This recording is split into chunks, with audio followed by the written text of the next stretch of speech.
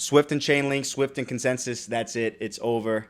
Let's bring this back down to reality and talk about what actually happened at Sibos 2025. So, for anyone that doesn't know, Sibos is Swift's annual global conference. It's basically the biggest stage in global finance and banking.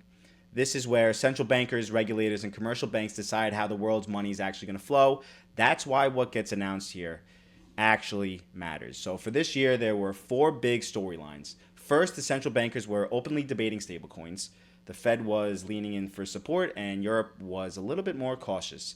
This is showing us that stablecoins are right in the middle of policy conversations. Second, Swift deepened its partnership with Chainlink to help connect both public and private blockchains. Third, they announced a prototype ledger being built with Consensus and a consortium of over 30 banks across 16 different countries. Fourth, the entire event was focused on tokenized assets, CBDCs, and digital money, which is the future rails.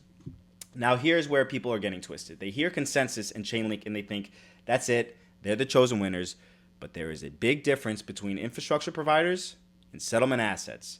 Consensus and Chainlink are helping Swift lay down the rails, the pipes, the framework, but Swift said in its own press release that they are going to focus on the infrastructure. The types of tokens that will be exchanged on the ledger is the territory of commercial and central banks, and Swift will work with them to make sure that they can comply with this new type of infrastructure.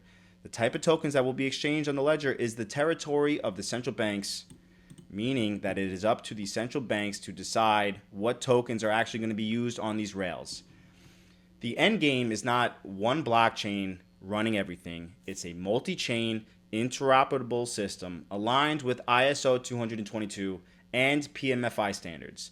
That's the environment where some of your favorite assets, where settlement-focused assets like XRP, XLM, QNT, XDC, HBAR, are designed to thrive. So just because they weren't named in Sibos headlines doesn't mean they're out. The rails are being built right now, and those rails are exactly the kind of demand regulated, interoperable settlement is needed.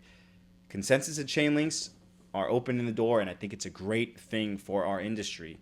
But when it comes to what actually settles on those rails, that's where the central bankers make the call, and that's where the utility tokens, like the ones we focus on, will fit in.